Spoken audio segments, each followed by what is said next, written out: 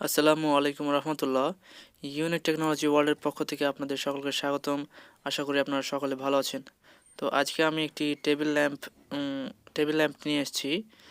যে টেবিল ল্যাম্পের কোনো ব্যাটারি নেই আগে থেকেই, লাইট ঠিক আছে কিন্তু ব্যাটারি নেই, আর এটি সরাসরি কারেন্টের মাধ্যমে চার্জ হতো। এই সার্কিটের কিছু রেকটিফায়ার ডায়োড আছে এবং এটি পিএফ ক্যাপাসিটর রয়েছিল। তো এগুলো নষ্ট হয়েছে, আর সেই জন্য কাস্টমার এটি বলেছে মডিফিকেশন করতে। তো আমাকে একটি ব্যাটারি দিয়ে গেছে, মোবাইল ফোনের ব্যাটারি। তো সেই ব্যাটারি দিয়ে আমি এটিকে মডিফিকেশন করার চেষ্টা করব। এর সুইচও নষ্ট। তো আমার কাছে একটি ব্যাটারি রয়েছে, নষ্ট মোবাইল ফোনের ব্যাটারি, যে ব্যাটারি দ্বারা লাইট জ্বালানো যাবে। তো আমি এই ব্যাটারির মাধ্যমেই আমি এটিকে মডিফিকেশন করার চেষ্টা করব। তো ভিডিওটি দেখতে থাকুন।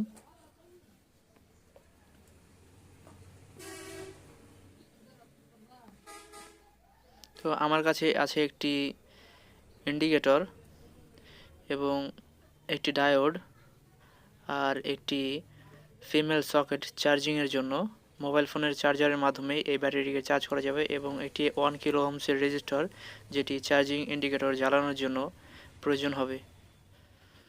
তো আমি মোবাইল ফোনের ব্যাটারির পজিটিভ এবং নেগেটিভ থেকে দুইটি তার বের করে নিয়েছি। এবার আমার কাছে যে ফিমেল সকেট আছে সেই সকেটে আমি লিড কানেকশন করব। তো দেখুন আমি সোল্ডার করে নিয়েছি। এবার এই বডিটিকে ফুটো করব এবং ফুটো করে যেন চার্জিং পিনটিকে আমি প্রবেশ করাতে পারি সেই ব্যবস্থা করব। তো আমি এই বডিটিকে ফুটো করেছি। তারপর এবার চার্জিং পিনটিকে ইনসার্ট করব এবং এরপর গ্লু দিয়ে আমি এটিকে আটকিয়ে দেব ভালোভাবে, যেন পিন ঢোকানো এবং বের হওয়ার কারণে যেন খসে না যায়। তো দেখুন আমি গ্লু স্টিক গলিয়ে আমি গ্লু করে দিয়েছি।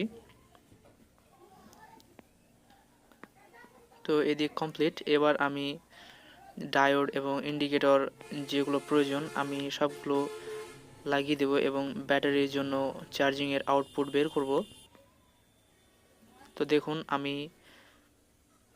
ইন্ডিকেটরের সাথে রেজিস্টার কানেক্ট করে দিয়েছি এবং ডায়োড করে দিয়েছি পজিটিভের সাথে সোজা, যেটি ক্যাথোড হয়ে সোজা ব্যাটারিতে চলে যাবে। তো আমি এখন চার্জার দিয়ে প্লাগ ইন করেছি।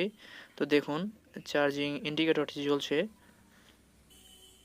তো যখনই চার্জিং পিন প্রবেশ করা হবে তখনই এই ইন্ডিকেটর জ্বলবে এবং ইন্ডিকেট করবে যে চার্জ হচ্ছে। তো আমি ব্যাটারি সব কিছু কানেক্ট করে নিয়েছি। আর যেহেতু সুইচ নষ্ট ছিল, সুইচ আমি এক্সট্রা লাগিয়ে দিয়েছি।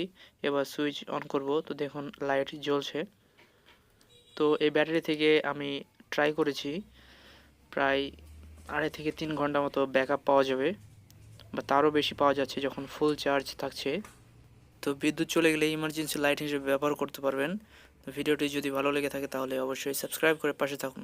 ধন্যবাদ।